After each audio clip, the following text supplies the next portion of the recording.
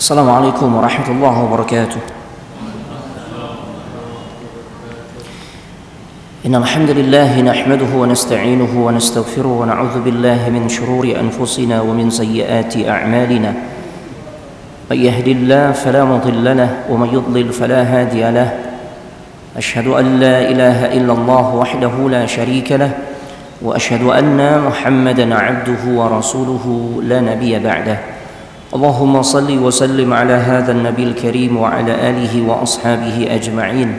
Ya ayyuhalladzina amanu ittaqullaha haqqa tuqatih wa la tamutunna illa wa antum muslimun. Fa inna asdaqal hadits kitabullah wa khairal huda huda Muhammadin sallallahu alaihi wa alihi wa sallam.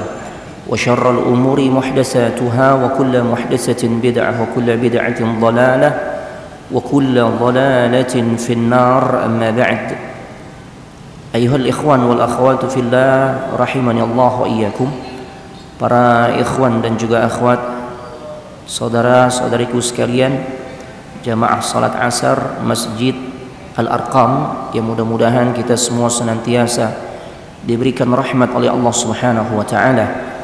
Alhamdulillah, kita sangat bersyukur kepadanya di sore hari ini 8 Rabiul Akhir 1442 Hijriah atau bertepatan dengan tanggal 23 November 2020, bi'aunillahi wa taufiqih, dengan pertolongan dan juga taufik dari Allah Subhanahu wa taala, kita kembali bisa dipertemukan di satu majlis yang penuh dengan rahmat, penuh dengan keberkahan, dan kita juga berharap Allah hadirkan ketenangan di dalam hati kita di saat situasi kondisi semua manusia yang ada di muka bumi ini masih menghadapi ujian yang sifatnya global, yaitu dengan adanya pandemi COVID-19, yang tentunya ujian ini berdampak pada sisi-sisi kehidupan yang kita jalani, termasuk diantaranya adalah terdampak dari sisi ekonomi, ya, terdampak dari sisi kegiatan-kegiatan yang secara normal kita jalani. Namun dengan keadaan yang seperti ini kita terpaksa mengalihkannya dengan cara yang lain, di antaranya termasuk kajian-kajian ilmu, majlis-majlis ilmu yang alhamdulillah di Al-Arqam, ya, dengan pertolongan dari Allah dan juga tentu kerja keras dari para pengurus dan kesungguhan dari semua jamaah, alhamdulillah kajian di Masjid Al-Arqam sudah bisa dilaksanakan kembali. Dan ini merupakan satu karunia yang wajib untuk kita syukuri. Taib. Kajian kita di sore hari ini, kita akan mengangkat satu tema yang merupakan bagian dari pembahasan masalah akidah atau masalah tauhid, yaitu tentang asy-syafa'ah. Syafaat. Istilah ini udah sering kita dengar, ya. Sering.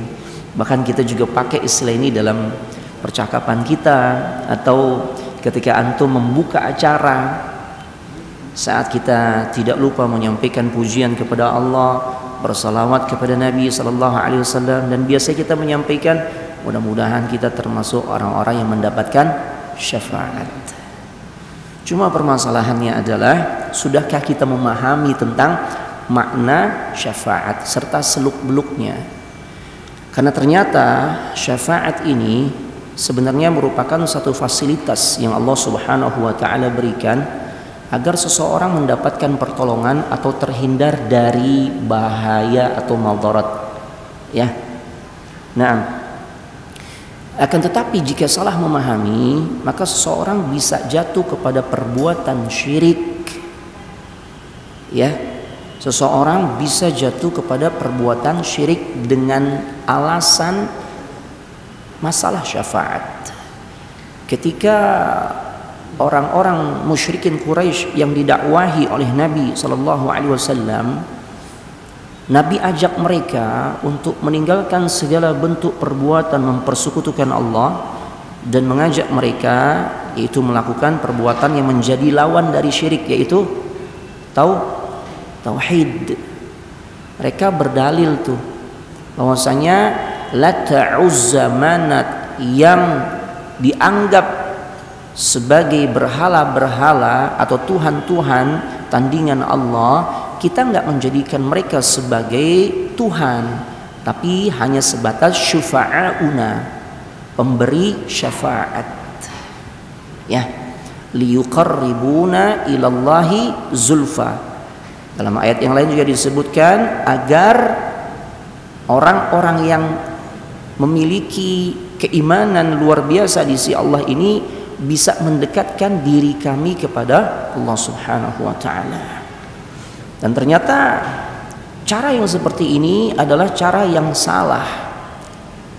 Karena ternyata syafaat yang diharapkan dari orang-orang saleh yang sudah mati ini, yang ketika mereka serupakan dalam bentuk berhala-berhala yang kemudian mereka namakan Latta, Uzza, Manat, Hubal, syafaat yang muncul dari makhluk-makhluk yang seperti ini tidak sama sekali bisa mendatangkan maslahat atau mencegah madarat.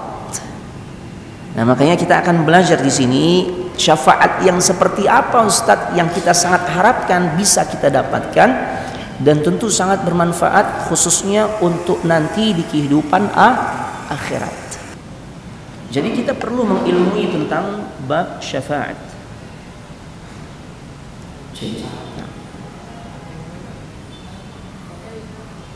Ya.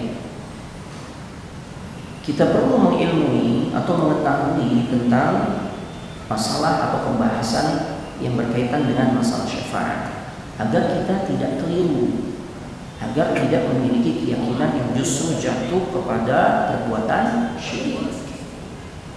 Ya, itulah yang disebut syafaat batilah, syafaat yang batil. Ketika seorang berharap dari kuburan-kuburan yang dia datangi, ya, ketika dinasihati, kenapa tidak minta langsung kepada Allah? Mereka berkata, kami cuma menjadikan mereka sebagai pemberi syafaat atau perantara, menghubungkan doa kami langsung kepada Allah atau sehingga langsung nyambung kepada Allah Subhanahu wa taala. Ya. Nah, itu dalil-dalil yang sering disampaikan oleh orang-orang yang jatuh kepada perbuatan yang syirik dalam bentuk menjadikan kuburan sebagai penghubung doa mereka kepada Allah, khususnya kuburan orang-orang yang mereka anggap para wali ataupun para nabi. Padahal sama sekali semua itu media-media tersebut, kuburan-kuburan tersebut tidak sama sekali bisa memberikan syafaat. Kita coba memahami tentang pengertian syafaat. Syafaat bisa kita pahami itu artinya perantara. Kita jangan bicara dulu nanti syafaat yang sangat kita butuhkan nanti di akhirat. Di kehidupan dunia saja, kalau kita dapat perantara, itu kadangkala atau bahkan seringkali akan memudahkan urusan-urusan kita. Ya. Ketika antum ngurus atau sedang antri di bandara, ya, imigrasi. Kemudian karena antum mengenal salah satu pejabat di bandara yang saat itu bertugas, ngelihat antum tuh, dan antum kenal dia, kenal baik. Dia ngelihat antum dan kemudian dia memberikan fasilitas khusus kepada antum. Pak, ya, Pak Ronald, antum jangan lewat sini dulu. Ikut ana deh, ya. Ikut ana, ya, lewat jalur VIP.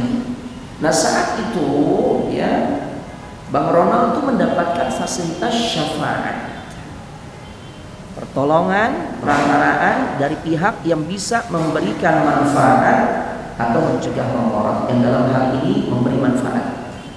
Atau sebaliknya, seseorang tersangkut kasus hukum, padahal dia termasuk orang yang tidak bersalah, cuma menjadi pihak yang tertuduh. Sekarang banyak ya konteks seperti itu. Banyak ya orang nggak bersalah namun ya divonis bersalah. Artinya ada sesuatu madarat yang akan menimpa dirinya. Ternyata dia mengenal seorang praktisi hukum, mungkin hakimnya kan, atau jaksanya kan, atau pengacaranya yang kemudian memberikan bantuan dari sisi hukum kepada kita sehingga kita selamat dari jeratan hukum tersebut. Maka orang itu mendapatkan syafaat. Itu gambaran saat di dunia. Sekarang pengertian syafaat dari sisi syariat. Ya, dari sisi syariat. Para ulama menjelaskan, "Fasyafa'atu hiya at-tawassul li ghairin fi jalbil manfaati aw daf'il madarrati, yang artinya syafaat adalah sesuatu yang menjadi perantara bagi pihak lain. Sesuatu yang menjadi perantara bagi pihak lain. Apa manfaat yang bisa kita ambil dari perantaraan pihak lain tersebut? Yaitu untuk mendapatkan manfaat atau menolak manfaat. Kecepatan ya? Kecepatan ya? Nah, syafaat adalah sesuatu yang menjadi perantara bagi pihak lain untuk mendapatkan satu manfaat atau mencegah manfaat. Ini penting. Syafaat yang sangat kita butuhkan manusia yang kehidupan di dunia ini hanya sangat sementara sifatnya, itu syafaat nanti untuk kehidupan akhirat. Karena ujian lebih kompleks dibandingkan ujian yang sekarang kita hadapi di dunia. Toko anak berdua tutup Ustaz, masih terlalu simpel dibandingkan dengan ujian yang nanti kita akan hadapi di akhirat. Sekalipun toko dua udah tutup, apa Allah kemudian lepaskan jatah rezeki kita nggak dibagi? Kita masih dibagi sama Allah, masih diberikan rezeki. Bahkan dunia masih berada di dalam genggaman tangan kita. Ini penting semua. Ada sebuah hadis yang sahih, Nabi sallallahu alaihi wasallam membimbing kita untuk menjadi hambanya yang pandai bersyukur. Jadikan hadis ini sebagai pijakan. Toko antum dua tutup atau bahkan lebih, gitu ya. Lihatlah hadis ini. Renungkan hadis ini, hayati hadis ini agar kita benar-benar merasakan bahwasanya dunia masih Allah berikan. Maka rasa syukurnya pun menjadi semakin besar. Atau terhindar kita dari prasangka buruk kepada Allah. Ya Allah, ini akan ujian. Padahal anak udah hijrah, kenapa jadi begini? Justru saat hijrah, anak diuji dengan hal yang tidak menyenangkan seperti ini. Usaha yang anak rintis puluhan atau belasan tahun selesai begitu aja, bahkan meninggalkan hutang yang banyak. Dan jemaah, Nabi sallallahu alaihi wasallam pernah mengatakan, "Man asbaha minkum aminan fi sirbihi." Barang siapa di antara kalian yang memasuki pagi hari keadaan kita tuh diberikan rasa aman di dalam lingkungan keluarga kita, ya, istri kita, istri yang insya Allah masih kategorinya secara umum nurut sama kita, dia nggak kabur dari rumah kita, kan? Masih aman. Anak-anak kita juga sama. Anak itu bandel disuruh sholat itu susah banget Ustaz. Ya bisa jadi karena kita startnya salah saat dulu anak kita salah. Ya, atau bisa jadi ini cerminan dulu kita masih muda juga begitu, gitu ya. Nah, makanya diuji, gitu ya, diuji. Perhatikan memang tugas kita. Tapi secara umum aman, aminan fi sirrihi, di lingkungan tempat kita tinggal aman, di tempat ibadah kita aman, berangkat pagi buta untuk sholat subuh aman. Ya kan, kita aman, buat kajian aman, masya Allah. Ya paling perjuangan sedikit macet gitu aja. Mohon maaf tadi macet di bawah Tanah Abang gitu ya. Nah itu aman.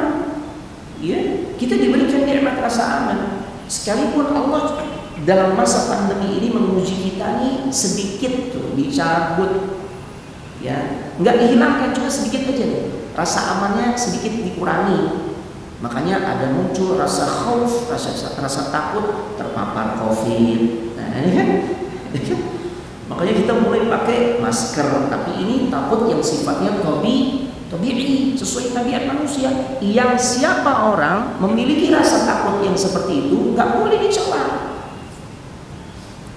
Karena sesungguhnya ketika seseorang takut terpapar COVID, karena COVID itu jelas-jelas membahayakan nyawa manusia. Udah 1 juta lebih manusia di dunia ini mati menemui ajalnya karena COVID. Masih ada orang yang mendustakan itu COVID nggak ada, Ustaz. Ya Allah. Karena baru saja ketemu ya kepada satu keluarga yang suaminya itu luar biasa nggak percaya COVID. Tapi semalam dia kabari suaminya sekarang diangkut pakai ambulan. Ya, badannya sudah mati rasa, demamnya nggak turun-turun. Maka nikmat rasa aman mulai dikurangi ini, tapi nggak dicabut.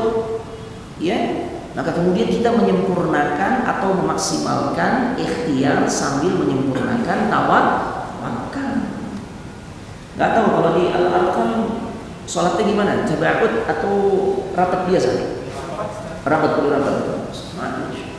Tapi jangan juga kemudian kita cibir saudara-saudara kita yang masih dengan konsep at-tabaud bainal musallin, buat jarak. Sampai hari ini Masjid Nabawi dan Masjidil Haram di Mekkah dan Madinah, ya, itu masih tabaud. Dan kita nggak bisa mengatakan ini masalah fikih, tentu satu sama lain membawa dalil atau memiliki dalil. Yang masih dengan merenggangkan shaf kita katakan atau kita keluarkan mereka dalam barisan ahlus sunnah. La ilaha illallah. Ini masalah fikih. Yang kalau masalah fikih pasti akan ketemu yang namanya khilaf atau ikhtilaf, perbedaan pendapat. Di Saudi kita bukan mengacu kepada Saudi, tapi sesungguhnya di situ ada Syekh Fauzan, ada Syekh Abdul Razak, bahkan ayahanda beliau Syekh Abdul Muhsin Al-Abbad yang sebelumnya mengatakan sebelum musim pandemi gimana nih sholat seorang dengan membuat jarak, merenggangkan shaf. Maka saat itu belum pandemi, beliau katakan la yasihhu salatu, nggak sah sholatnya. Tapi musim pandemi, Saudi termasuk negara yang paling cepat membuat kebijakan. Yang sampai-sampai anak pun terkena dampak, nggak bisa masuk. Ya, saat itu masih di Turki. Besoknya mau kita berangkat menuju Madinah, nggak bisa masuk. Pulang balik. Nah, seperti itu. Maka kemudian Syekh Abdul Muhsin ketika pandemi muncul, Saudi membuat kebijakan yang luar biasa preventifnya, dan ini untuk maslahat orang banyak, mencegah madarat bagi kaum muslimin seluruh dunia, ya. Dan ternyata luar biasa. Syekh Abdul Muhsin pun rujuk, artinya merawat ijtihadnya, fatwanya. Beliau katakan ini sudah menjadi pendapat dari para ulama di Saudi.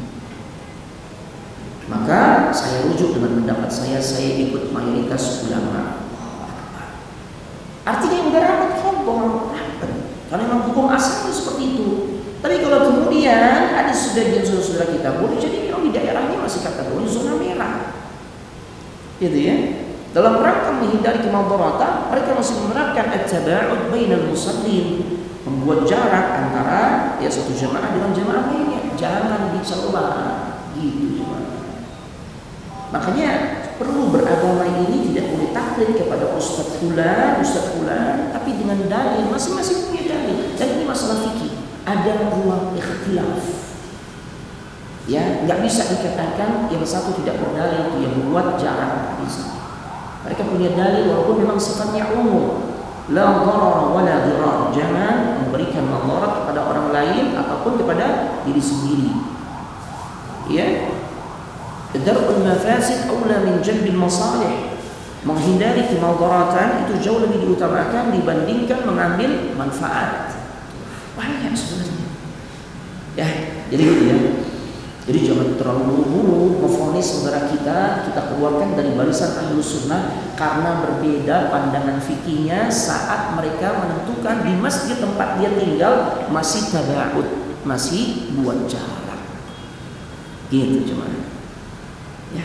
Kemudian yang kedua apa? Ini biar kita pandai bersyukur. Yang kedua, mu'afan fi jasadi. Seseorang dikatakan dunia berada dalam genggamannya. Yang pertama tadi diberikan nikmat rasa aman, kita masih aman. Yang kedua, mu'afan fi jasadi, diberikan nikmat kesehatan. Kita Allah kasih di jemaah ini, detik ini kita hadir di Masjid Al-Arqam, bukti Allah berikan kita nikmat sehat.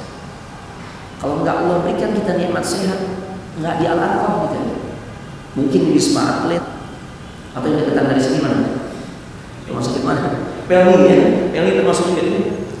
Kemarin tuh keluarga yang yang suaminya ini nih luar biasa, nggak ada COVID.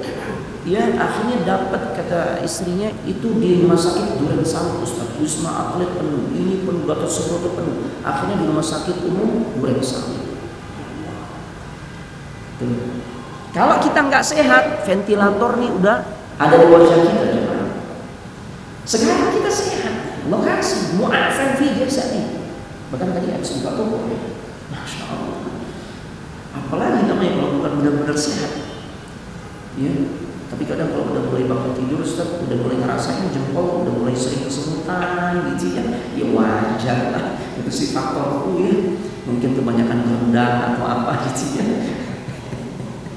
Ya, hal itu wajar, kesemutan, bangun tidur mulai cari pegangan, wajar. Ya, mungkin gula darah itu naik. Yang jelas secara umum sehat. Udah ada di sini menunjukkan kita sehat. Ya. Kita sehat. Yang ketiga, indahu qutu yaumihi. Allah kasih kepada orang tersebut ya kemampuan untuk memenuhi kebutuhan makan minumnya, bukan untuk seminggu apalagi sebulan, tapi cuma hari itu saja. Udah berapa kali makan? Lagi nggak puasa. Palingnya 2 kali, tadi sarapan sama makan siang. Ya, baik. Berarti saatnya kebutuhan makan minum kita sehari Allah sudah cukupi. Faka'annama hizat minad dunya.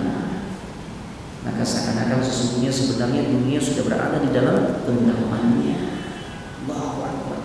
Asyik ya kalau kita tuh selalu terbimbing dengan wahyu-wahyu ilahiyah, apakah dari ayat Al-Quran atau hadis Nabi, itu yang bikin hati kita tenang. Ya kalau selama ini udah mulai nih ada gugatan-gugatan, prasangka-prasangka buruk kita kepada Allah, mulai kita akan diadukkan kembali. Ya Allah, iya, Allah beri 3 nikmat itu. Bahkan kalau mau jujur, ya Allah beri kita kesehatan, stok makanan untuk hari itu cukup. Gimana nggak cukup? Berat badan kita di musim pandemi. Itu, Anda belum ngomong. Ya, kalau Anda lihat dari kiri ke kanan, ya bulat-bulat banget. Ya, kayaknya lingkar pinggang nih, celana harus sudah digedein ya. Ini kan bukti nyata Allah Subhanahu wa Ta'ala berikan kita nikmat ya kecukupan makan dan minum, bukan cuma untuk hari itu saja kita nikmati, tapi selama musim pandemi 8 bulan kita jalani, selama itu pula Allah jamin rezeki kita. Ya, kita kembali ke syafaat. Baik. Jadi syafaat seperti itu. Hal apa saja Ustaz gambaran syafaat yang kita butuhkan saat di akhirat nanti yang sifatnya memberi manfaat?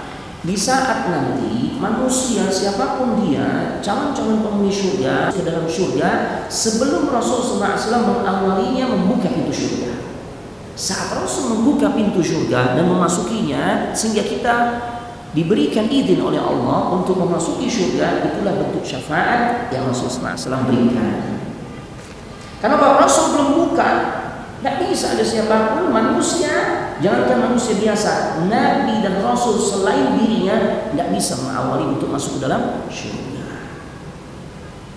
Az-Zumar ayat 73. Allah Subhanahu wa Ta'ala firmankan, wasiqal ladzina taqaw rabbahum ilal jannati zumara. Dan orang-orang yang bertakwa kepada Allah Subhanahu wa Ta'ala ya nanti akan dibawa ke dalam surganya Allah dalam keadaan berombongan, berbondong-bondong.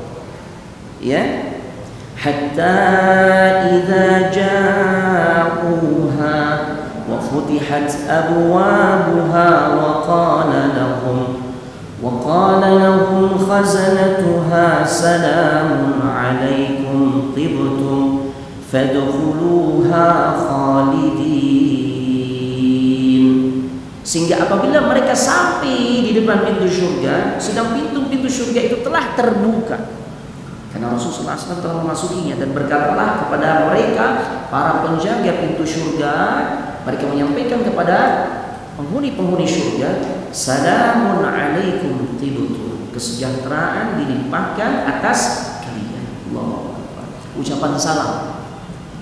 Makanya saling memberikan salam Itu merupakan ya kebiasaan ahlul jannah, penduduk surga. Makanya jangan remehkan salam. Ya makanya dulu sempat ada wacana, kayaknya kalau salam ini berbau ras, gitu ya, cuma hanya dari sisi satu agama saja, udah rubah aja, ya selamat sore, selamat pagi, selamat siang, selamat malam, nggak bisa digantikan. Ini ucapan sapaan, ya kalimat pembuka ketika saling bertemu satu dengan lainnya, ya para penduduk surga. Bahkan para malaikat pun menyampaikan hal ini kepada calon-calon penduduk surga saat mereka akan memasukinya. Makanya biasanya gimana? Ucapin salam. Masuk rumah. Kadang-kala kita kalau masuk rumah kita tuh suka remehin. Rumah anak ini, Ustaz. Rumah anak ini sih udah biasa, maksudnya beri salam juga. Padahal seharusnya orang yang paling layak untuk mendapatkan salam kita, yang dimana salam ini Syekh Muhammad ibn Shalih Al-Utsaimin ketika menjelaskan syarah Riyadhus Shalihin, makna assalamu alaikum, keselamatan atas kalian. Ini baru assalamnya ya, belum rahmat, belum berkahnya. Syekh Muhammad ibn Shalih Al-Utsaimin menjelaskan sesungguhnya orang tersebut sedang mendoakan saudaranya agar dia selamat dari segala bentuk al-masaib, dari segala bentuk musibah. Ini kan musim musibah nih. Allah ujikan dengan beragam macam musibah. Kita doakan mereka. Assalamualaikum, semoga Allah memberikan keselamatan kepada kalian yang hakikatnya agar tidak tertimpa musibah, covid kah, kebangkrutan kah, dan sebagainya. Minal amrad, dari segala bentuk penyakit. Ya. Dan diantaranya min azabin nar, keselamatan dari azab neraka. Maka jangan remehin salam. Dan begitu masuk, assalamualaikum. Orang yang paling layak justru untuk mendapatkan doa kita itu adalah keluarga kita. Di ayat ini Allah Subhanahu wa taala menjelaskan penduduk surga bisa memasuki surga dengan sebab pintunya telah terbuka. Dengan sebab apa pintunya terbuka? Rasul sudah memasukinya. Itulah yang menunjukkan syafaat dari Rasul sallallahu alaihi wasallam, di mana kita mendapatkan manfaat saat beliau masuk surga, masuk ke dalam pintu surga, membuka pintu surga dan memasukinya, barulah mudah-mudahan kita semua bisa masuk. Adapun contoh syafaat agar seseorang atau siapapun orang itu terhindar dari segala bentuk madarat atau keburukan, itu diantaranya ketika Rasul sallallahu alaihi wasallam memberikan syafaat ya kepada diri seseorang sehingga terhindar dari masuk ke dalam nerakanya Allah Subhanahu wa taala. Neraka ini kan madarat, suatu hal yang buruk kan. Yang kita berlindung pada Allah, jangan sampai ya Allah kita masuk neraka. Makanya doa satu jagat tuh ini doa yang luar biasa. Wa qina adzabannar, ya dan jagalah kami, lindungilah kami dari azab neraka. Karena kita enggak sanggup tuh dengan azab nerakanya Allah. Jadi itu syafaatnya. Syafaat. Nah, terus pembahasan berikutnya, siapa saja yang bisa memberikan syafaat. Nah, ini penting. Siapa saja yang bisa memberikan syafaat? Yang pertama, para nabi. Mereka punya fasilitas syafaat dari Allah Subhanahu wa taala. Para nabi dan rasul.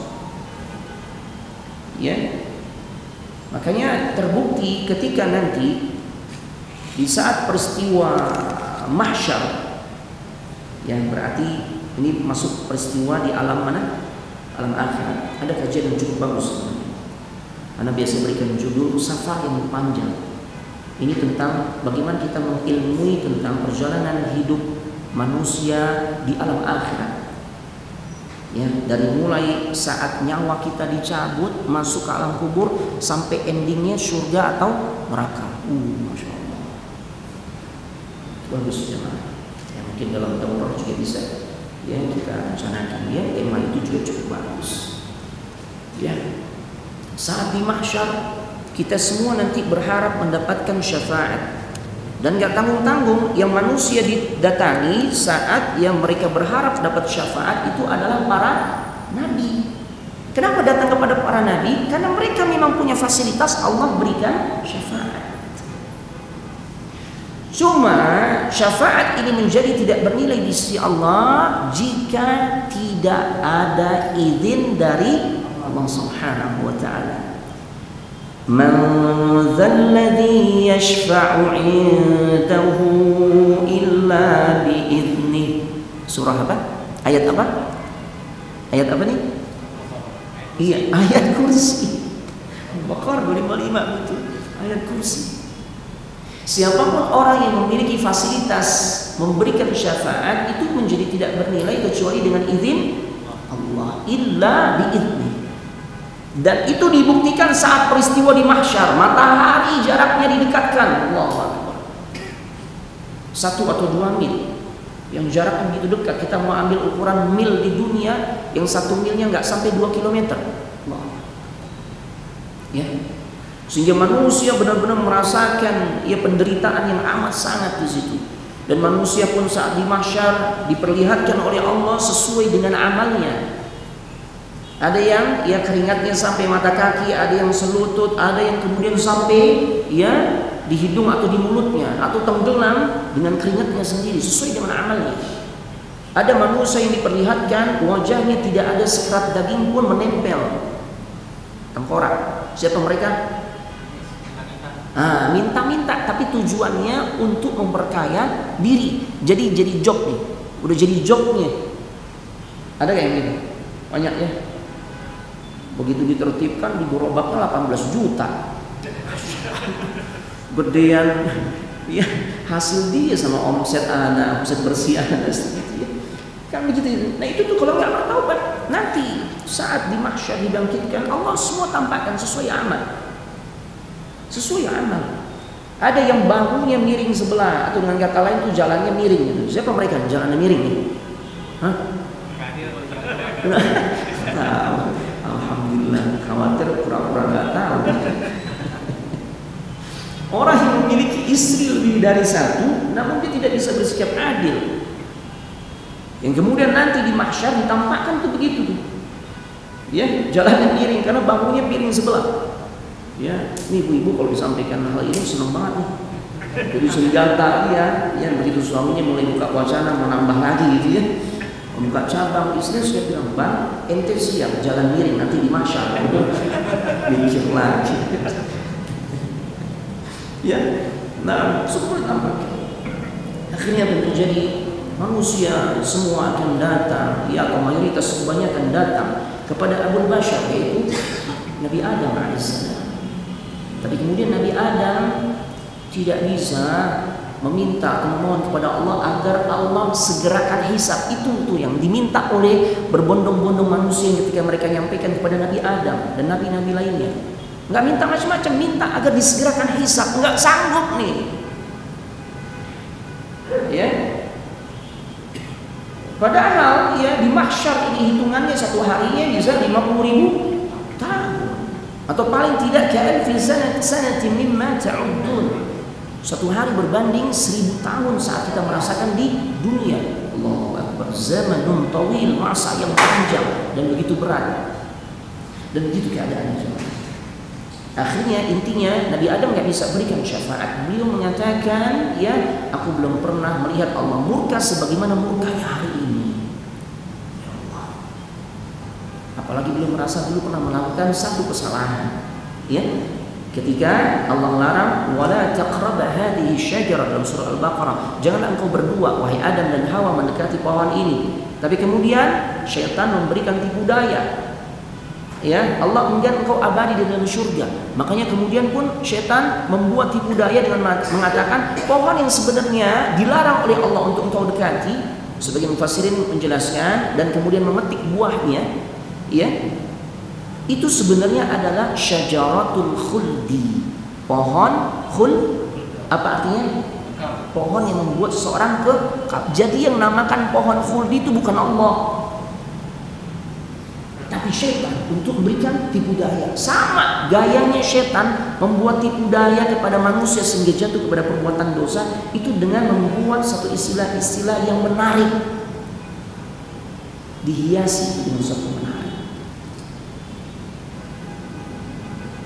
Ini kalau yang jomblo lagi cari jodoh, kalau nggak pacaran gimana ente mau kenal dengan calon pasangan tuh? Tiga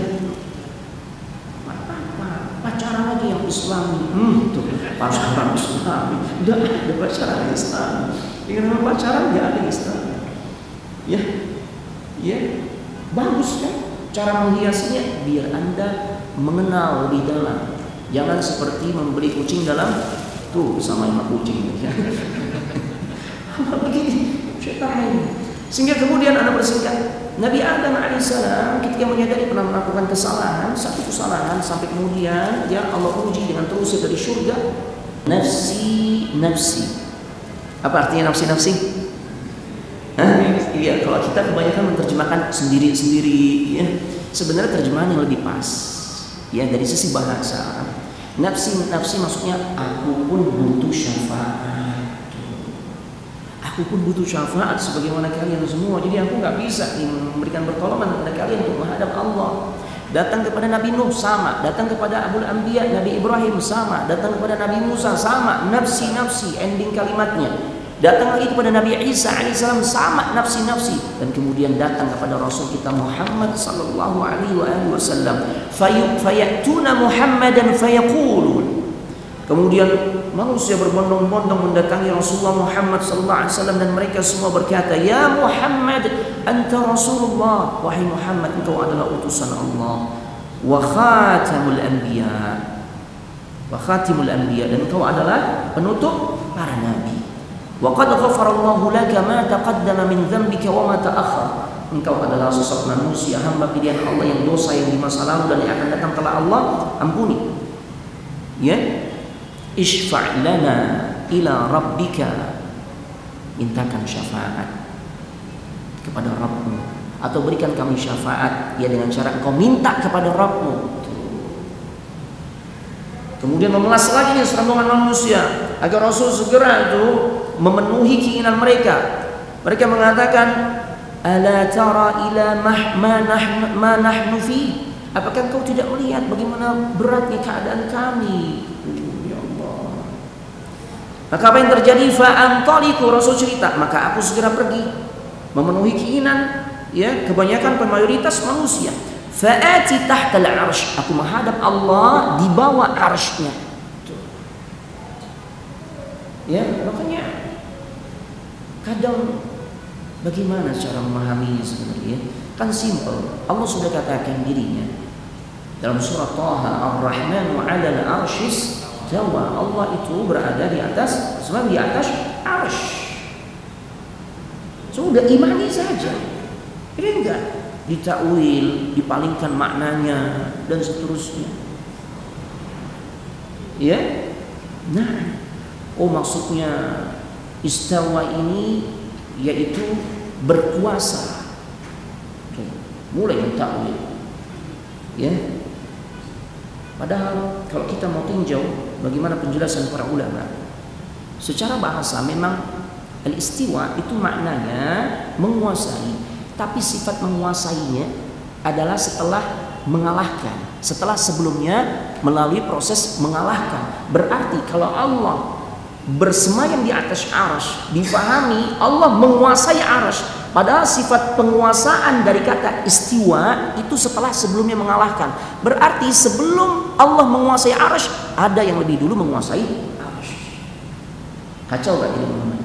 Padahal Allah menguasai segalanya sejak awal. Sudah paham ya Pak?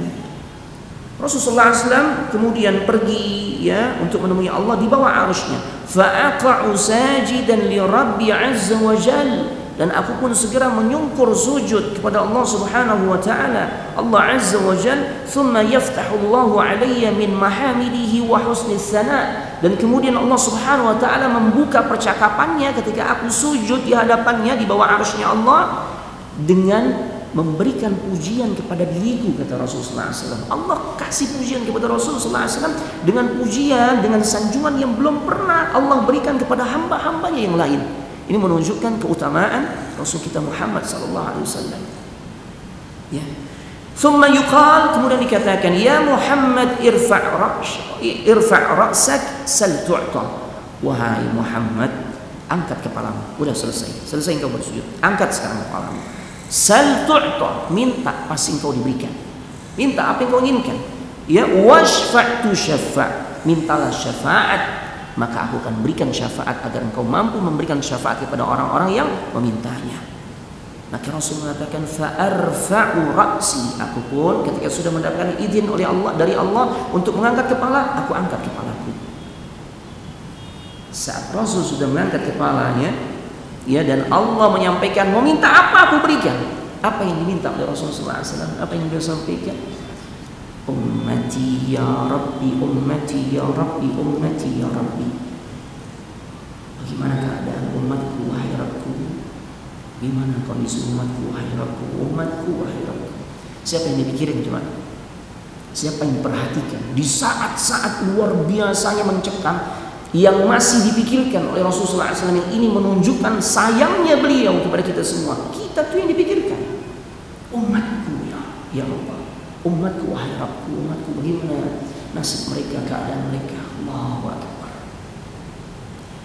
Rasulullah SAW begitu cintanya kepada kita, maka layakkah kita, ya, masih merasa ragu untuk menunjukkan cintanya kita?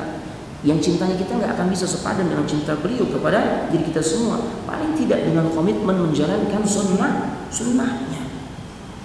Kadang-kadang menjalankan sunnah aja malu, ya. Padahal Rasul memperjuangkan kita nanti sampai pada saat-saat yang seperti ini pun Rasul masih pikirkan kita. Lantas kita hanya sebatas mengamalkan ajaran beliau yang pasti jika berupa perintah ada kebaikan di dalamnya, jika berupa larangan kita harus jauhi, maka pasti ada mabarat kalau kita langgar. Ya, kita nggak mau. Ya Allah. Ya, jadi permasalahan syafaat ini menjadi bisa bermanfaat itu dengan izin Allah. Makanya syarat syafaat itu bermanfaat yang pertama adalah adanya izin dari Allah Subhanahu wa taala. Ya. Yang kedua, syarat syafaat di akhirat itu akan bermanfaat atau akan didapatkan oleh seseorang. Syarat pertama izin dari Allah bagi syafi', itu orang yang memberikan syafaat. Adapun syarat kedua, adanya ridha Allah Azza wa Jalla bagi orang yang dimintakan syafaat untuknya. Ya. Allah ridha kepada orang-orang yang dimintakan syafaat untuknya. Nabi Ibrahim alaihissalam dalam satu hadis yang sahih bahwasanya ketika beliau melihat ayahnya, ya, ada di nerakanya Allah Subhanahu wa taala, maka Nabi Ibrahim pun berbicara kepada Allah berharap agar ayahnya diampuni dosanya. Ya. Namun apa yang terjadi? Ternyata permohonan Nabi Ibrahim agar ayahnya diselamatkan dari nerakanya Allah Subhanahu wa taala itu tidak bermanfaat. Ya. Di sini diceritakan dalam hadis Bukhari dari hadis Abu Sa'id Al-Khudri. Anu nukil dari kitab yang ditulis oleh Syekh Walid Ibn Rashid As-Su'aidan. Kitab yang judulnya Qawaid fi Tauhid Ar-Rububiyyah wal Uluhiyyah wal Asma' was Sifat. Tapi memang kitab ini belum diterjemahkan dalam bahasa Indonesia. Ya, kitab yang cukup bagus sebenarnya. Berisikan kurang lebih sekitar 200-an lebih kaidah agar kita bisa memahami tentang konsep tauhid rububiyah, uluhiyah dan asma' was sifat. Yang ngarang ini salah satu murid dari Syekh bin Baz. Ya, Masya Allah. Boleh membawakan riwayat yang sahih dari Imam Al-Bukhari, hadis dari Abu Sa'id Al-Khudri, ya, bahwasanya Rasulullah SAW berkata atau bersabda, ya'khudhu rajulun biyadi abihi yawmal qiyamah. Nanti di hari kiamat ada seorang laki-laki yang dia pegang-pegang tuh tangan bapaknya tuh. Yuridu an yudkhilahul jannah. Laki-laki ini ingin memasukkan ayahnya ke dalam surganya Allah Subhanahu wa taala, karena laki-laki ini penduduk surga.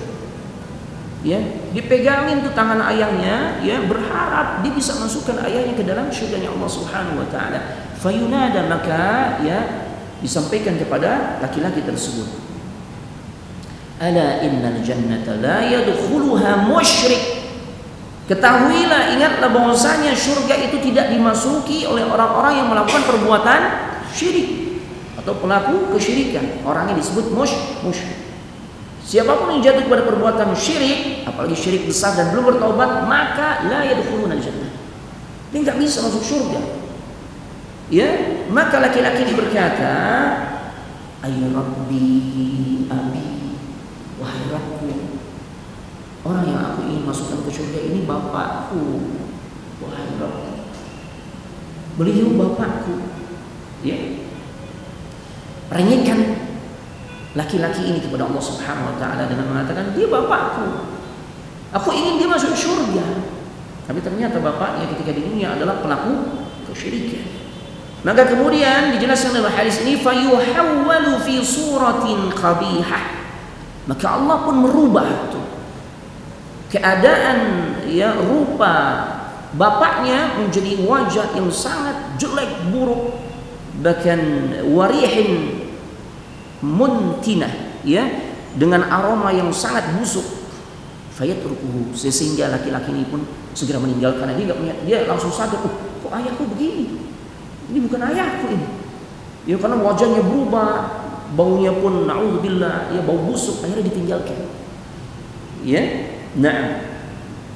Wa qala Abu Sa'id, berkata Abu Sa'id Al-Khudri, kunna nuhaddithu annahu Ibrahim wa abuhu. Ya, bahwa dijelaskan oleh Abu Sa'id Al-Khudri yang dimaksudkan laki-laki ini adalah Nabi Ibrahim dan bapaknya. Nabi Ibrahim bisa beri syafaat, apalagi beliau seorang nabi.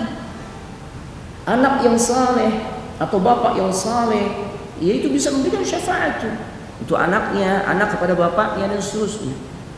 Tapi menjadi tidak bermanfaat jika Allah tidak memberikan ridha kepada pihak yang diberi, yang akan mendapatkan syafaat itu tidak mendapatkan ridha Allah, maka menjadi tidak bermanfaat syafaat tersebut. Ya, nah, makanya masalah keturunan nasab itu tidak bermanfaat sama sekali. Sehebat apapun nasab seorang menjadi tidak bermanfaat jika tidak dibarengi dengan amal saleh. Man batta'a 'amalu lam yusri' bihi nasabuh. Nabi katakan begitu.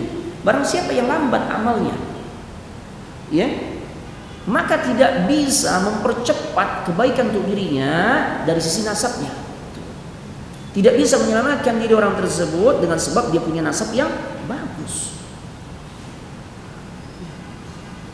Ya, zaman sekarang kan kalau udah diklaim ini nasab mulia, kan kunci surga ada di dia. Ya, siapa yang mau minta cium tangan bolak-balik, ya, surga. Nah, gitu ya. Enggak manfaat kalau enggak dibarengi dengan amal. Nabi Ibrahim saja tidak bisa memberikan syafaat atau pertolongan untuk ayahnya sendiri. Allahu Akbar. Apalagi kalau yang memang sekalipun ada nyambung jalur nasabnya kepada Nabi sallallahu alaihi wasallam, tapi kan itu udah jauh banget, udah 15 abad, udah berapa generasi dia, andai pun benar. Dan itu pun nggak bisa dijadikan sandaran, sehingga seakan-akan mengobrol syafaat, gitu ya. Tenang, ada aneh, udah tenang aja. Nanti kalau nurut sama aneh, udah ya selamat nanti di akhirat. Enggak begitu jemaah. Ya, tidak bermanfaat, ya, tidak bermanfaat sama sekali. Makanya syarat syafaat seseorang bisa dapatkan adalah yang kedua ini, dia dapat ridha dari Allah Subhanahu wa taala untuk mendapatkan syafaat. Kalau nggak dapat ridha, maka ya tidak bermanfaat sama sekali. Allah katakan dalam surah Al-Anbiya ayat 28, "Wala yashfa'una illa liman irtada." Mereka tidak akan bisa memberikan syafaat kecuali bagi orang-orang yang Allah ridha. Jadi para nabi bisa memberikan syafaat, punya fasilitas syafaat. Yang kedua, para malaikat bisa memberikan syafaat. Karena mereka adalah makhluk Allah yang begitu mulia, begitu dekat kedudukannya di sisi Allah. Makanya kalau orang itu mendapatkan doa dari malaikat, masya Allah. Di antaranya yang berada di saf awal itu didoakan oleh para malaikat. Ya, yang menunggu dari satu waktu salat ke waktu salat yang lain didoakan oleh para malaikat. Yang ketika saf di depannya ya longgar atau mungkin dia ya salah satu jamaah berangkat untuk batal ya, kemudian ke kamar mandi sehingga kosong di depannya, dia segera menutupnya, maka ini juga mendapatkan ya doa dari para malaikat. Dan amalan-amalan lainnya saat menyampaikan perkara-perkara kebaikan yang bisa seseorang mengambil manfaatnya, kita ngajarin apa nih? Perkara kebaikan deh. Apalagi perkara akhirat, perkara dunia saja, sehingga orang misalnya bisa cari nafkah, antum ajarin tuh cara dagang gimana, ya suppliernya di mana, antum kasih itu sehingga dia bisa, kemudian bisa cari nafkah, bisa mandiri. Masya Allah.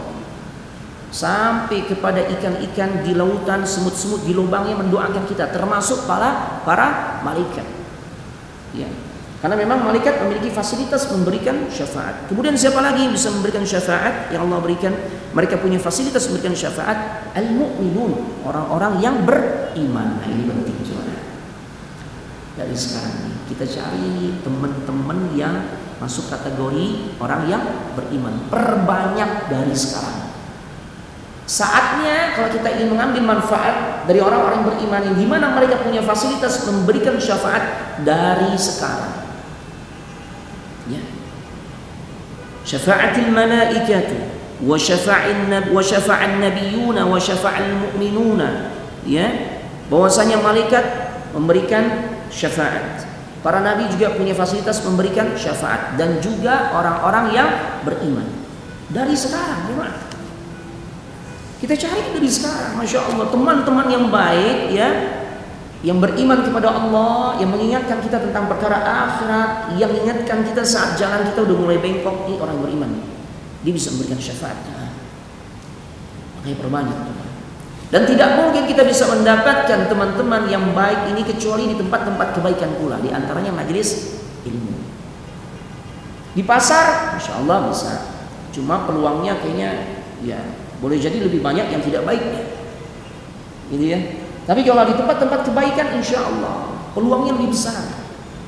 Yang ingatkan kita saat kita udah mulai malas ikut kajian, dia ingatkan lagi. Masya Allah. Ini nanti bisa memberikan syafaat. Sampai-sampai Imam Hasan Al-Basri.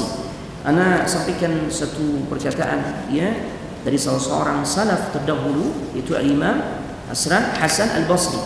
Beliau adalah salah satu kibarut tabi'in. Beliau katakan, istaghfiru minal asdiqa'il mu'minin fa inna lahum syafa'ah yaumil qiyamah. Perbanyaklah dari sekarang tuh teman-teman yang kategorinya mereka adalah orang-orang yang beriman. Kenapa? Beliau katakan, karena sesungguhnya teman-teman kalian yang beriman ini memiliki fasilitas memberikan syafaat di hari kiamat. Allahu Akbar. Kita butuh, ya. Sampai-sampai ada satu riwayat yang dimana Nabi SAW menjelaskan ada orang yang ketika dia Allah takdirkan masuk surga, tapi betapa gigihnya memperjuangkan saudara-saudaranya agar juga dimasukkan ke surga, karena ternyata dia nggak temui di surga. Berarti kan nggak masuk surga. Ya, maka dia luar biasa, ya, bi asyaddi munasyidah lillahi. Ya, dengan kesungguhannya dia terus merengek-rengek kepada Allah agar dia bisa memberikan bantuan kepada saudara-saudaranya ini. Ya, dan ternyata yang dia rindukan itu bukan sembarang teman. Dijelaskan dalam hadis ini, ya, kenapa penghuni surga ini dia minta merengek-rengek kepada Allah dengan penuh kesungguhan untuk bisa menyelamatkan saudaranya, tapi yang ingin dia selamatkan tidak sembarangan teman. Wa yaquluna rabbana kanu yasumuna ma'ana wa yusalluna wa yahujjun. Ya Allah, wahai Rabb kami, sesungguhnya orang-orang yang kami sedang cari-cari nggak ada di surga ini, ya Allah. Mereka dulu saat di dunia melakukan ketaatan bersama-sama diriku, ya Allah. Pernah puasa bareng, pernah sholat bareng, ya, pernah haji bareng, pernah di majelis ilmu bareng, pernah mengkoordinir kajian bareng, pernah mengkoordinir untuk memberikan bantuan yang terkena bencana bersama-sama atau bareng-bareng tuh, ya Allah. Cari, ya. Fayuqalu lahum, maka dikatakan kepada mereka, orang-orang yang sudah mencari sahabat-sahabat ini, sahabat-sahabat dalam kebaikan, ya, akhriju man araftu, keluarkan orang-orang yang kau kenali, yang kau katakan itu tadi pernah berada di tempat-tempat kebaikan bersama-sama atau bareng-bareng, keluarkan, cari, ya. Maka akhirnya mereka pun mendapati saudara-saudaranya yang sedang disiksa di neraka, dan kemudian dengan izin Allah bisa diselamatkan. Allahu Akbar. Ya, bisa. Maka dari hadis ini wajarlah kalau kemudian seorang ulama besar, bayangkan jemaah, yang berbicara ini adalah ulama besar yang levelnya tentu jauh di atas kita, keimanan maupun keilmuannya. Ya, tapi ternyata masih berharap dapat syafaat dari saudara-saudaranya, dari teman-temannya yang saleh, yang beriman. Ini beliau sampaikan, ulama ini, ulama besar yang karya-karyanya bisa terus kita dapatkan sampai sekarang, kita kaji, kita ambil manfaatnya, yaitu Al-Imam Ibnul Jauzi. Al-Imam Ibnul Jauzi ini ulama kaliber dunia, coba. Dia sampaikan kepada saudara-saudaranya, kepada murid-muridnya, ya illam tajiduni fil jannati bainakum fas'alu anni wa qulu ya rabbana 'abduka fulanan kana yudzakkiruna bika. Jika kalian tidak menemukan aku, kata Imam Ibnu Jauzi, jika kalian ternyata tidak menemukan aku di dalam syurganya Allah, Allah takdirkan ternyata kalian lebih dulu berada dalam syurganya Allah, sedangkan dirinya tidak berada dalam syurga. Maka apa kata beliau? Tanyakan tentang aku kepada Allah, sampaikan kepada Allah, wahai Rabb kami, hambamu si fulan ini dulu dia pernah mengingatkan kami untuk mengingat Engkau, wahai Rabb. Orang sekali Al-Imam Ibnu Jauzi masih berharap dia juga bisa mendapatkan fasilitas syafaat dari teman-temannya yang beriman. Dan kita juga, walaupun pertemuan kita hanya sekali dua kali, tapi pernah kita saling mengingatkan dari perkara iman dan takwa. Yakin jemaah, itu punya manfaat untuk kita mendapatkan syafaat di hari akhirat kelak. Allahu Akbar. Jadi dari sekarang jemaah, dari sekarang kita sudah mulai mencari teman-teman yang beriman. Allahu Akbar. Kemudian bapak-bapak yang semoga dimuliakan oleh Allah Subhanahu wa ta'ala, ada dua kelompok yang tersesat di dalam masalah syafaat. Yang pertama, kelompok yang ghulu, berlebihan di dalam menetapkan masalah syafaat, sehingga menjerumuskan mereka ke dalam perbuatan syirik. Ya, dengan alasan dapat syafaat, itu dia yang suka menjadikan kuburan-kuburan sebagai penghubung doa mereka kepada Allah, karena berharap syafaat itu dari orang yang sudah mati saat di dunia. Makanya sampai ada doa-doa, ya Allah, yang anak kalau dengar ini, mungkin antum juga pernah dengar atau pernah lihat tuh postingannya tuh di YouTube ada, tapi bukan buat diamalin ya. Nah, buat hati-hati nih.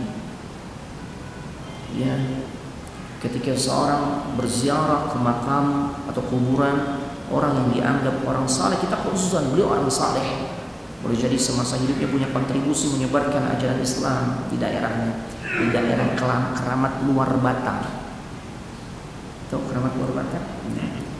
Qadarullah, saat itu anak pernah 2 kali ke tempat itu karena memang ada teman yang tinggalnya di situ atau berasal dari situ. Dan memang benar jemaah, itu memang di dalam masjidnya, dan kalau nggak salah memang oleh pemerintah, oleh Pemprov itu dijadikan cagar budaya juga tuh. Ya. Di situ orang-orang yang datang nggak cuma dari Jakarta, dari luar Jakarta itu berdoa. Ada tuh liputannya di YouTube. Ya Rabbana ya Kudus. Sampai sini ada yang salah gak? Enggak ada. Oh, ini nyebut Allah kok. Ya Rabbana, wahai Rabb kami. Ya Kudus, nama Allah gak? Nama Allah yang Maha Suci. Ya Rabbana ya Kudus. Nggak ada yang salah. Tapi lanjutannya nih, Sahillana bil fulus. Tuh.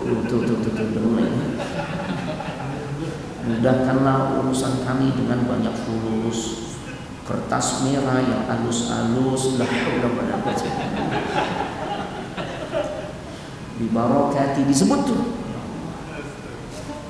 Anak wallahi anak husnuzan, anak prasangka baik yang dia sebut-sebut tuh, yang ada di dalam kuburan tersebut, insyaallah orang saleh dia. Tapi sekiranya beliau tuh hidup, beliau nggak mau diperlakukan seperti itu. Karena orang-orang saleh nggak mau diperlakukan sampai pada derajat memiliki kekuatan sebagaimana kekuatan yang ada pada diri Allah Subhanahu wa taala, menyampaikan rezeki dan sebagainya. Minta fulus di kuburan, la ilaha illallah.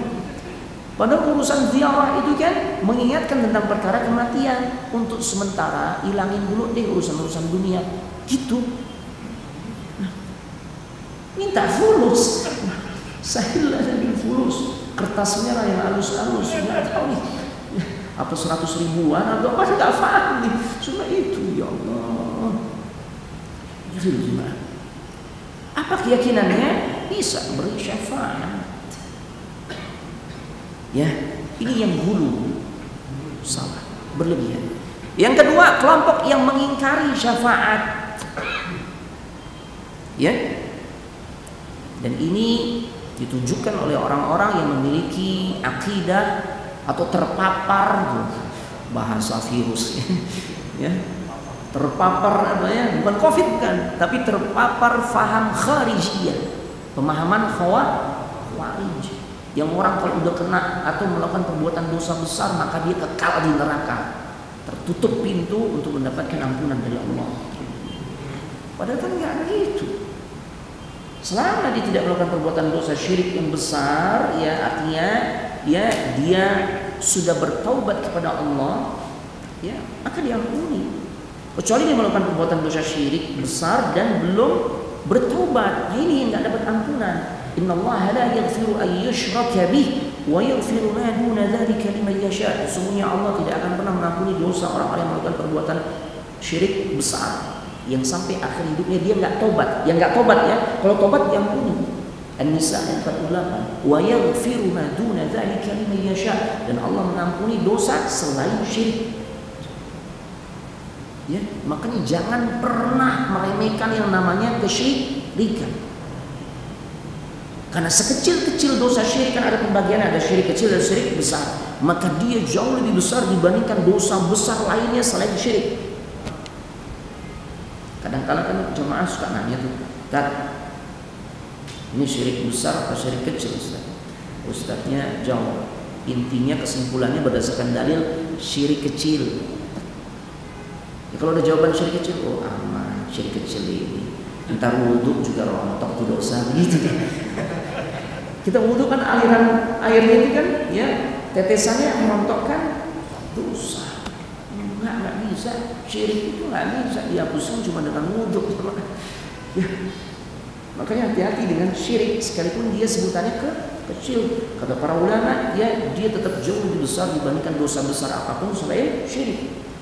Maka jangan pernah bermain-main dengan kesyirikan. Nabi saja takut tuh sambil berdoa. Bagaimana doanya? Allahumma inni a'udzubika an usyrika bika wa ana a'lam wa astaghfiruka bima la a'lam. Nabi masih khawatir jatuh kepada perbuatan syirik. Seharusnya kita harus jauh lebih merasa khawatir. Sangat besar peluang jatuh kepada kesyirikan, makanya minta kepada Allah agar dihindari.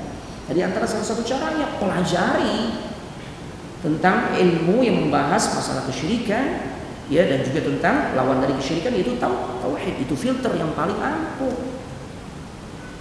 Ya, sama. Insya Allah nih generasi muda kaum muslimin akan selamat terpapar dari pemahaman ya al-ilhad, ya anti Tuhan, ateis atau komunis. Ya, mungkin dengan PKI dan seterusnya. Jikalau dia dibentengi dengan pemahaman akidah atau tauhid yang benar, nggak usah khawatir. Cuma masalahnya kita nggak begitu ya, kita nggak membekali diri kita dan juga anak-anak kita, generasi kaum muslimin muslimat dengan pemahaman tauhid yang benar. Maka mudah terpapar yang begitu. Apalagi secara psikologis kaum muda itu suka dengan suatu hal yang baru, dengan logo-logo yang menarik tuh ya, Palu Arit ya, ini kan sejarah kelam bangsa Indonesia. Tapi anak-anak sekarang yang sudah dibutakan dengan sejarah masa lalu, masa kelam Indonesia, bangsa kita, ya mudah sekali terpapar. Ya sebenarnya filter terbaiknya adalah dengan tauhid.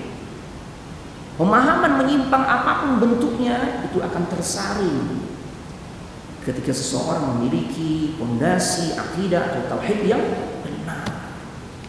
Makanya sampai kapanpun pelajaran tauhid itu menjadi prioritas. Cuma memang karena ini ilmu di antara ilmu yang terpenting untuk diilmui atau dipelajari oleh setiap manusia, ujiannya juga berat.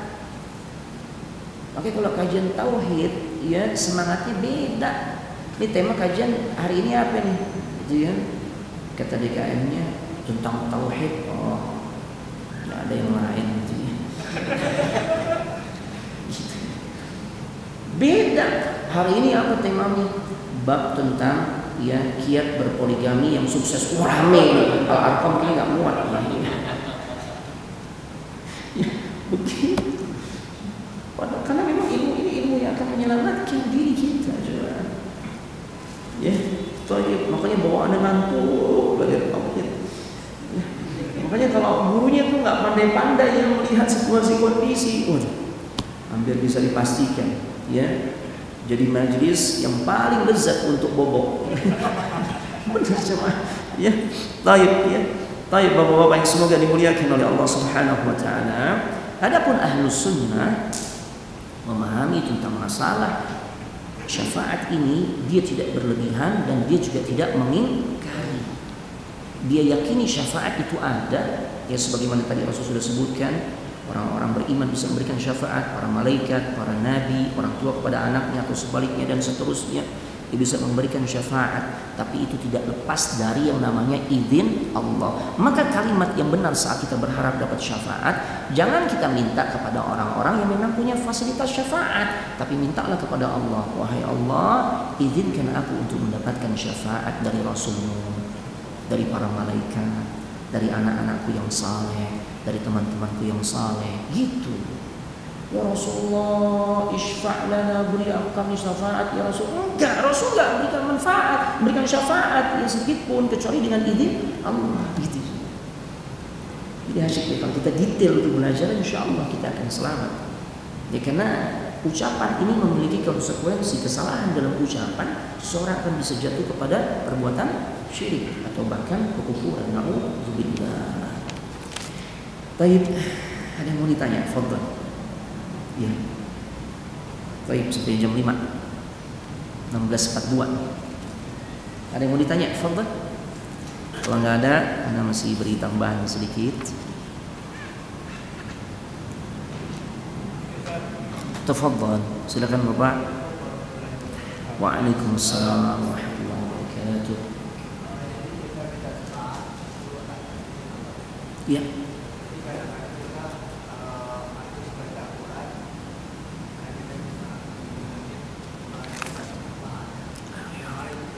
Masya Allah, ini pertanyaan bagus Pak. Barakallahu fikum, sekaligus ingetin anak Pak. Ya, Masya Allah, jazakallah khair. Memang ada amalan-amalan ya selain pihak-pihak diantaranya malaikat, para nabi, orang-orang beriman dan sebagainya yang mereka punya fasilitas memberikan syafaat. Ternyata amalan-amalan juga bisa memberikan syafaat. Apa saja diantaranya? Yaitu bacaan Al-Quran. Benar nih Pak. Bacaan Al-Quran itu bisa menjadi pemberi syafaat untuk diri kita. Nabi SAW pernah mengatakan, Iqra'ul Quran, bacalah Al-Quran. Makanya kita ini mesti punya apa istilahnya? Wirid. Wirid ini amalan, apakah zikir ataupun bacaan Al-Quran yang memang selalu kita rutinkan, yang dimana kita merasa rugi kalau kita ketinggalan atau tidak mengamalkannya. Walaupun tentunya jika memang syariat tidak memberikan batasan, jangan kita batasi. Ala qadri mastata'tum, sesuai kemampuan kita aja. Tapi rutin. Ya. Jadi antum sehari baca 2-3 baris Al-Quran, tapi continue setiap hari, itu jauh lebih utama, jauh lebih afdal, dan jauh ya akan mendatangkan manfaat yang begitu besar dibandingkan antum baca Al-Quran sekali baca 5 juz, tapi kemudian ya libur 3 bulan. Ada orang begitu ya. Aduh di Ramadan 3 kali khatam. Karena udah 3 kali khatam, 3 bulan libur. Nggak baca Al-Quran, kenapa? Udah dirapel. Nah, yang bisa memberikan syafaat, Iqra'ul Quran, bacalah Al-Quran. Jadikan rutinitas, fahami kandungan maknanya, amalkan. Masya Allah. Kenapa demikian? فَإِنَّهُ يَأْتِي يَوْمَ الْقِيَامَةِ شَفِيعًا لِأَصْحَابِهِ. Karena sesungguhnya bacaan Al-Quran kita yang selain kita baca, kita renungkan, fahami, tadabburi maknanya dan kita amalkan, dia nanti datang di hari kiamat memberikan syafaat buat si pembacanya. Allahu Akbar. Maka betapa ruginya orang yang melepaskan hari demi hari yang dia lewati tanpa membaca Al-Quran, dengan tidak membaca Al-Quran. Ya. Jadi gitu Pak, benar. Nah, karena amalan lainnya yang bisa menjadikan seseorang mendapatkan syafaat yaitu puasa. Ya, as-siyamu wal Qur'anu yashfa'ani lil 'abdi yaumil qiyamah. Puasa dan juga bacaan Al-Qur'an itu akan bisa memberikan syafaat buat pelakunya di hari kiamat. Sampai-sampai puasa ini nanti akan berkata kepada Allah, karena kan semua menjadi saksi, termasuk amal perbuatan kita menjadi saksi. Yaqulus siyam, berkata puasa kepada Allah, ay rabbi wahai rabbku, mana'tuhu at-ta'ama wasyahawat bin nahar. Aku telah mencegah orang ini ya di siang hari dari menuntaskan syahwatnya. Dengan sebab apa? Karena dia sedang puasa. Karena dia puasa, wahai rabbku. Ya, fasyafi'ni fihi, berikan aku izin untuk memberikan syafaat. Dan tidak hanya puasa, Al-Quran pun sama. Wa yaqulul Quran, dan Al-Quran pun berkata, mana'tuhun nauma bil-lail. Aku telah mencegah orang itu ya Allah dari tidur di malam hari. Kenapa? Ya, dia membaca aku ya Allah. Makanya bacaan Al-Quran yang paling afdal itu di malam hari, khususnya saat salat malam. Kenapa salat malam itu disebut qiyamul lail? Ya kan? Salat malam istilahnya selain tahajud adalah qiyamul lail. Qiyam itu kan artinya berdiri. Dari qama yaqumu qiyam, berdiri di malam hari. Ya karena memang posisi atau keadaan yang paling utama, paling afdal ya saat seorang salat malam itu adalah saat berdirinya, saat dia memperpanjang bacaan salatnya, bacaan surahnya. Sampai-sampai Nabi sallallahu alaihi wasallam itu salat malamnya luar biasa. Saat Nabi salat malam ternyata ada beberapa orang sahabat yang ikut di belakangnya, mencoba untuk ya mengetahui gimana salat malamnya Nabi sallallahu alaihi wasallam. Oleh akhtar di antaranya Abdullah ibn Mas'ud dan sahabat yang lain. Maka ternyata setelah Al-Baqarah yang dibaca Alif Lam Mim, bukan Alif Lam Mim doang sama teman-temannya, itu ya 286 ayat. Menjelang akhir, oh selesai nih ruku, nyambung ke surah berikutnya Ali Imran, dalam riwayat lain An-Nisa. Baru kemudian setelah mau selesai Ali Imran atau An-Nisanya, nyambung lagi. Dikiranya selesai, ternyata masih nyambung lagi. Allahu Akbar. Al-Baqarah aja berapa juz nih? Yang kita kalau baca nih ya mungkin bisa 1 zaman ya kalau itu standar kita. Ya Allah, sampai laqad hamamtu, aku memiliki niatan yang buruk. Ya udah cabut aja nih, nggak kuat nih kalau begini. Itu level sahabat ya. Makanya emang kita dapat juga fenomena kalau misalnya di Al-Arqam nih semalam 1 juz tarawehnya, itu kalau orang yang nggak siap-siap mental gitu ya pasti resah dia. Resah ya, resah kapan kelar ini 1 juz. Mulailah dia membuat ya macam-macam ya upaya mempengaruhi imam agar mempercepat sholatnya dengan batuk-batuk buatan, dehem-dehem buatan dan seterusnya. Jangan ya. Nah itu. Jadi bacaan Al-Quran yang kita lakukan saat kita hidup di dunia ya itu juga akan bisa memberikan syafaat di hari kiamat. Masya Allah. Selain puasa ya. Dan yang lainnya diantaranya adalah dengan cara memperbanyak sujud. Kemudian ada juga diantaranya adalah memperbanyak salawat, ya, dan amalan-amalan lainnya. Nah, wallahu a'lam bishawab. Ada lagi mau ditanya? Tafadhal. Assalamualaikum. Ini anak kecil yang meninggal Ustaz. Nanti bisa syafaat kepada orang tuanya.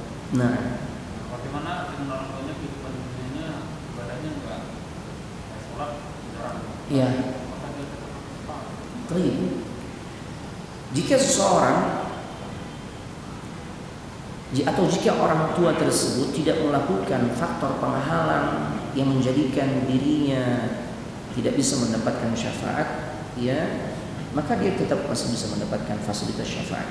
Tapi jika memang melakukan faktor penghalang mendapatkan syafaat, di antaranya apa? Kekufuran dan kesyirikan yang besar, maka la yanfa' abadan, tidak manfaat. Sebagaimana tadi Azar, abahnya Nabi Ibrahim, ya padahal Nabi itu udah anaknya, dia kan anaknya, udah gitu selain anak, beliau posisinya adalah sebagai seorang Nabi, kedudukannya Nabi, bahkan bukan cuma Nabi, Khalilullah, kekasihnya Allah selain Rasul kita Muhammad SAW. Tapi nggak manfaat karena ada faktor penghalang, yaitu kesyirikan dan kekufuran.